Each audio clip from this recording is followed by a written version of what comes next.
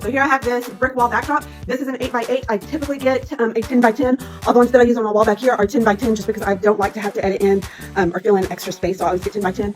Got an 8x8 for these because the walls are only 8x8. So I'm going to put this up and I'll show you guys what it looks like once it's up. Train, a camel or an aeroplane, Formula One, a donkey ride, the bendy bus or water slide.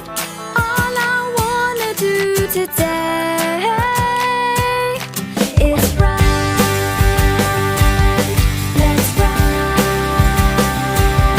Let's ride.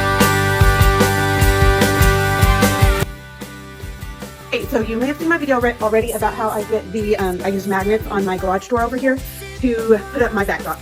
A couple of other questions I get asked about is what kind of flooring do I use? So you can see right here, like this rubber mat, it's just brown rubber mat. It's a 10x10 rubber mat, and I just changed the color to match whatever backdrop I'm doing.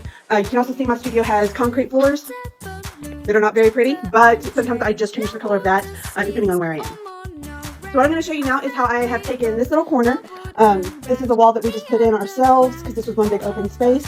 So I wanted to do something different with this, but I didn't want to make it permanent. So we just painted it black, which I do sometimes, and I'm going to show you guys how I also use my backdrops on this wall.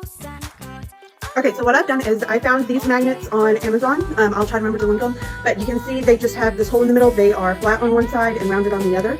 So I've taken these magnets, and I have gone through, and you can see up here at the top of the wall, I screwed those into the wall, just where I needed my backdrop to be.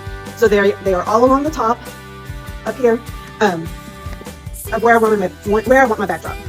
This thing I did because I want my backdrop to be pulled really tight, and I don't want there to be any wrinkles, because when you see the wrinkles, you know that it's a backdrop. I took, this is a board, just got from my local hardware store. It's a 2x4 and it's 8 feet long. And so what I've done is I've gone through and I have screwed on these magnets all along the board. I think there's 4 different magnets screwed on along this board. Then what I do is I just wrap the bottom of my backdrop around it. I start by putting my backdrop up on the wall, and then I wrap it around the bottom, and that pulls it tight. And then if I have anywhere on the sides that I need to pull tight, I just use thumbtacks for that.